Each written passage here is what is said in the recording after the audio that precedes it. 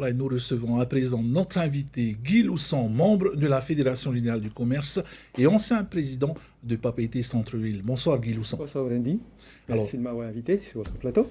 Merci d'avoir répondu à notre invitation. D'abord, on le sait déjà, depuis le début de cette année, les commerçants de Papeete ont subi de plein fouet la Covid-19, l'impact en tous les cas sur l'économie de Fénois. Aujourd'hui, qu'en est-il exactement? Écoutez, depuis le premier confinement, les entreprises se sont endettées forcément et auprès de l'État avec ce prêt garanti justement par l'État. Et les statistiques disent que les entreprises se sont endettées à hauteur de 9 milliards. Donc effectivement, le commerce, les commerçants en hypercentre, certains, même beaucoup, se sont engagés. Et ce qui est un peu déplorable, c'est que nous étions obligés d'emprunter, non pas pour des investissements productifs, mais pour une dette qui est apparue comme ça, non pas du fait du gestionnaire, mais voilà, de cette maladie. Et aujourd'hui, les sociétés, les commerces sont très fragiles. Beaucoup tiennent encore le coup, mais certains ont également mis la clé sur le paillasson.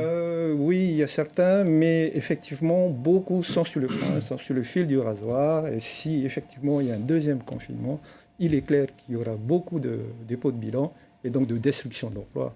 Et même qu'aujourd'hui, on parle de 3000 emplois détruits. Alors, l'impact négatif de la Covid-19, vous la subissez depuis le début de cette année. Malgré tout, vous n'avez pas baissé les bras. Comment vous avez fait pour survivre, si je puis le dire, jusqu'à aujourd'hui? Écoutez, on a quelque part une chance, c'est que les gens ont moins voyagé. Donc, les achats aussi, peut-être par Internet, ont du mal à arriver. Ça, c'est un grand problème qu'il faudra qu'on travaille dessus. C'est plutôt bénéfique pour vous? Effectivement, c'est bénéfique. À la sortie du premier confinement, les gens ont beaucoup consommé. Mais à chaque fois que le pays et le Haut-Saria font une annonce, on appelle ça l'effet d'annonce, et là, par exemple, au couvre-feu, on sent une baisse du courant d'affaires. Et d'ailleurs, vous avez constaté qu'au centre-ville, aujourd'hui, dès 15h30, il n'y a plus personne en ville, alors que auparavant, jusqu'à 17h, les gens y restaient encore pour faire des achats ou prendre un verre. Voilà. Alors, que faudrait-il faire, Guy, selon vous, pour justement que vous teniez encore plus longtemps? Écoutez, le commerce, la consommation, la base, c'est la confiance. C'est effectivement cela. Effectivement, il y a un péril en lendemain sur le plan sanitaire et puis économique. Je ne veux pas être à la place de nos dirigeants. Donc, je pense qu'un confinement détruira notre Donc, pas de confinement du tout?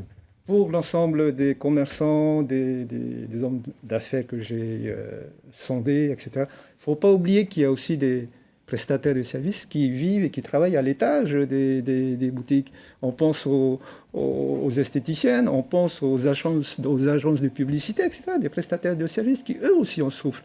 On les oublie trop souvent ici. Guy Loussan, dernière question. Il y a le problème des commerçants qui font face à la crise sanitaire, mais aussi à celui de la FGC. Avez-vous envisagé un renouvellement du bureau?